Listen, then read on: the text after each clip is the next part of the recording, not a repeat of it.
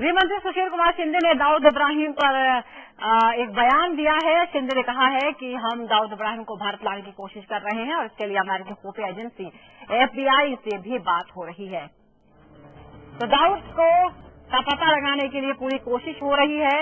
आपको बता दें कि पिछले साल भी गृह मंत्री शिंदे ने इस बारे में संकेत दिए थे और अब FBI की मदद ली जा रही है। हालांकि बहुत बार ये खबरें आ चुकी है कि पाकिस्तान में ही छिपा है दाऊद इब्राहिम और गृह मंत्री अब ये दावा भी कर रहे हैं कि FBI से बातचीत चल रही है और दाऊद इब्राहिम को भी जल्दी ही भारत लाया जाएगा। पिछले साल कुछ बड़ी कामयाबियां मिली है भारत को आतंकवाद से जुड़ी गतिविधियों में और इससे जुड़े लोगों को गिरफ्तार करने में, भले वो यासिन भटकल हो, अब्दुल करीम टुंडा हो, और एक बड़ा नेटवर्क क्रैक किया गया है।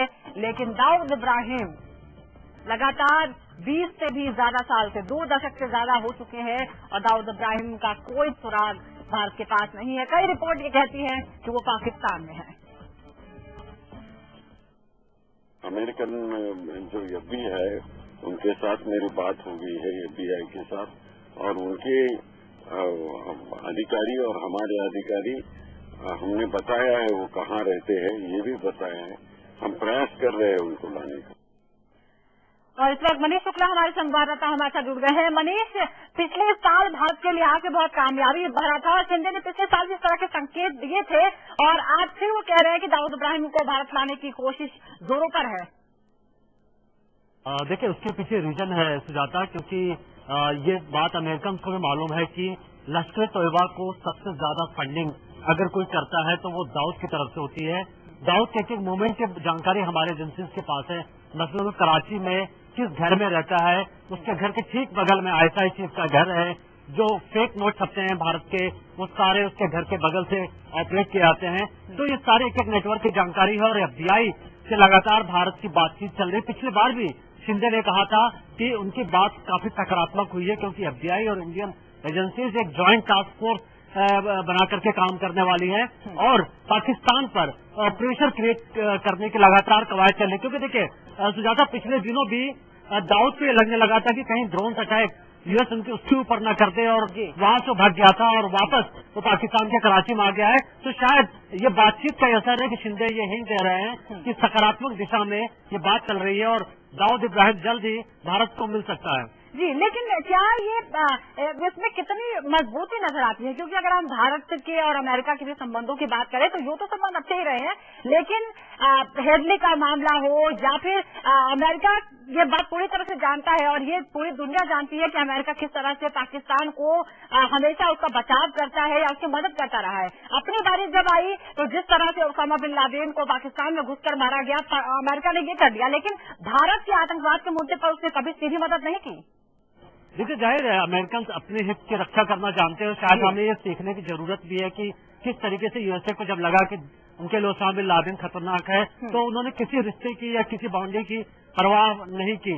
और भारत सरकार का शायद लचीला रवैया रहा कि पाकिस्तान पर न तो उन्होंने कोई ठीक तरीके से दबाव बना पाया और ये जानते हुए हम बार बार देखिए भारत और पाकिस्तान के जो गृह सचिव या विदेश सचिव इस तरह की बातचीत होती है, गृह मंत्री या विदेश मंत्री लोगों की बातचीत होती है, बार बार दाऊद का एजेंडा रहता है।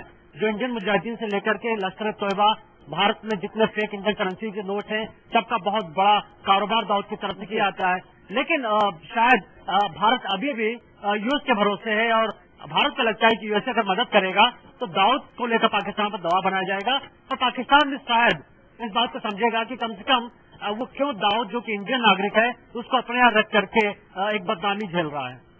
बिल्कुल, ये कोशिश की बात कही जा रही है। शिंदे ने इस बात को फिर से दोहराया है।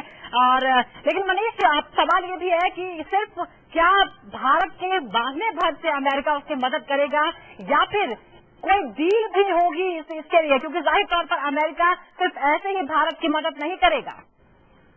देखिए, अगर आप देखें सुजाता तो लश्कर तोयबा अमेरिका के लिए भी उतना ही खतरा है, क्योंकि लश्कर तोयबा और अलकायदा मिलकर के काम करते हैं। 26/11 में US के भी नागरिक मारे गए थे और US के जो लोग हैं उन US के ऊपर प्रेशर है कि वो कार्रवाई करें और खुद उनके जो सोल्जर्स है जो नाटो जो ऑपरेशन करे अफगानिस्तान में उन पर जो अटैक हो रहे हैं उसमें भी लश्कर तोयबा का हाथ है। तो अमेरिकन के लिए खुद भी ये बहुत जरूरी होगा कि जब तक वो लश्कर तोयबा या दाऊद पर लगाम नहीं लगाते तब तक वो भी शांति से कम से कम साउथ एशिया में वो अपनी सेनाओं के मूवमेंट को नहीं कर सकते। तो ये जो सिनारियो है शायद वो चेंज हो रहा है और इसी का नतीजा है कि भारत सरकार भी इस उम्मीद में है कि शायद दाऊद उनके हाथ लग जाए। बिल्कुल, भारत कोशिश कर रहा है, लेकिन अमेरिका की स्ट्रेटजी के तहत अगर ये फायदेमंद होगा, जाहिर तौर पर तभी अमेरिका इस पर भारत की मदद करेगा। मनीष, आप हमारे साथ बने रहिए। जब प्रधानमंत्री मनमोहन सिंह आज तीनों सेनाओं के अध्यक्षों के साथ उन्होंने बैठक की है, उनके साथ रक्षा मंत्री ए.के. एंटनी और एनएसए शिवशंकर मेनन भी मौजूद थे। प्रधानमंत्री ने पाकिस्तान और चीन सीमा पर लगातार हो रही घुसपैठ के बारे में चिंता जताई और चर्चा की। रक्षा मंत्री और राष्ट्रीय सुरक्षा सलाहकार शिवशंकर मेनन भी इस बैठक में शामिल हुए। तीनों सेनाओं के अध्यक्षों से आज बातचीत हुई है।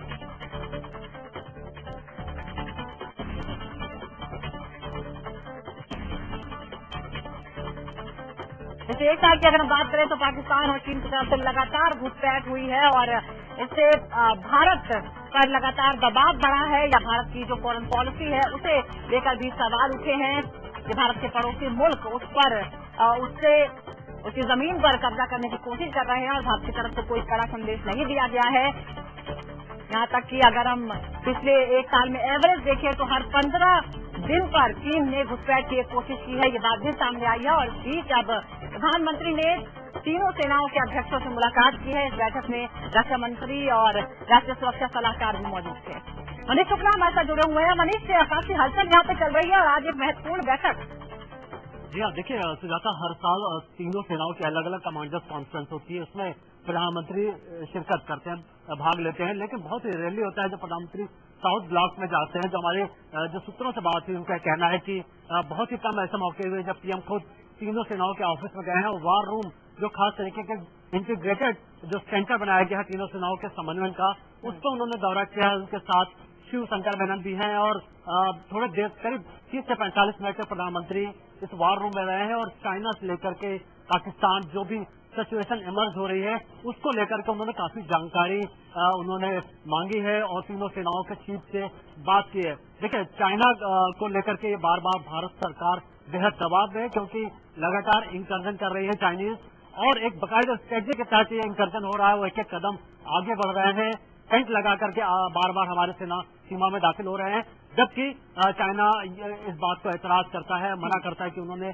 कभी इस तरह के इंकर्जन किया है। पाकिस्तान को लेकर पिछले एक महीने में जरूर थोड़ी सी शांति देखी जा रही है एलओसी पर, लेकिन उसके पहले तमाम हलचल देखी गई जब उन्होंने हमारे इलाके में घुस करके अटैक किए, हमारे सेनाओं के ऊपर हमले किए और जनवरी में 2 जवानों के सिर को काटा था। तो अब चूंकि भारतीय सेना को यह लगता है कि पाकिस्तान में नए जो सेना चीफ हैं उन्होंने जो कार्यभार संभाला है तो शायद कश्मीर को लेकर के उनकी एक नई स्ट्रेटजी हो, तो इन्हीं सब सारी चीजों को लेकर के पीएम ने बातचीत की है। हालांकि हमने इस बारे में पूछा कि क्या अचानक इस तरीके से दौरा क्यों किया पीएम ने, तो ये कहना था कि पीएम खुद ही चाहते थे कि वो सिचुएशन को देखे क्या हमारे वार रूम में चल रहा है। बिल्कुल, तो महत्वपूर्ण ये बैठक हुई है और इस पर चिंता जताई गई है कि जिस तरह से बार बार पाकिस्तान या फिर चीन की तरफ से जिस तरह से घुसपैठ की कोशिशें बढ़ती जा रही हैं उस पर आज चर्चा हुई है। उस बैठक में प्रधानमंत्री ने बैठक की बुलाई जिसमें तीनों सेनाओं के प्रमुख और साथ ही रक्षा मंत्री ए.के. एंटनी और एनएसए भी मौजूद थे।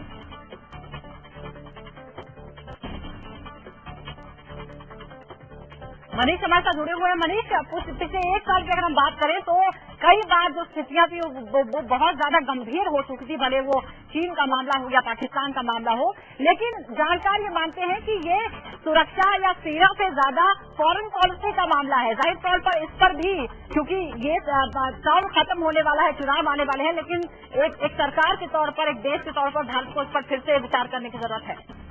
जी हाँ, देखिए, चाइना को लेकर के अलग अलग थिंकिंग से जाता, कुछ को ये लगता है कि हमें सीधे सीधे चाइनीज सेना से उलझना नहीं चाहिए क्योंकि चाइना बहुत स्ट्रांग है, उनकी इकोनॉमी बहुत स्ट्रांग है और हमारी जो इकोनॉमी और हमारी सेना जो है वो अभी उसको समय लगेगा क्योंकि अभी हमने 2 डिवीजन माउंटेन डिवीजन अभी बनाई है और हमें चाहिए वक्त चाहिए थोड़ा सा ताकि हम और ज्यादा मजबूत अपने आप को कर सके। तो शायद ये भी एक स्ट्रेटजी का पार्ट है कि हम बार बार जो चाइनीज की इंकर्जन है उस पर थोड़ा साफ रहते हैं और बातचीत करके हम इस मामले को निपटाते हैं। लेकिन पाकिस्तान की बात करें तो पाकिस्तान को ये लगता है कि वो भारत से सीधे सीधे कभी लड़ाई में जीत हासिल नहीं कर सकते हैं और इसीलिए बार बार एलओसी पर टेंशन क्रिएट करते हैं ताकि कश्मीर जो इशू है वो इंटरनेशनल बना रहे। तो यही सारी जो सिचुएशन है उसको समझ रहे हैं। हालांकि फॉरेन पॉलिसी किस तरीके से होनी चाहिए इसके अपने अपने सभी के राय हैं, लेकिन विदेश मंत्रालय लगता है कि बातचीत ही बेस्ट सोल्यूशन है।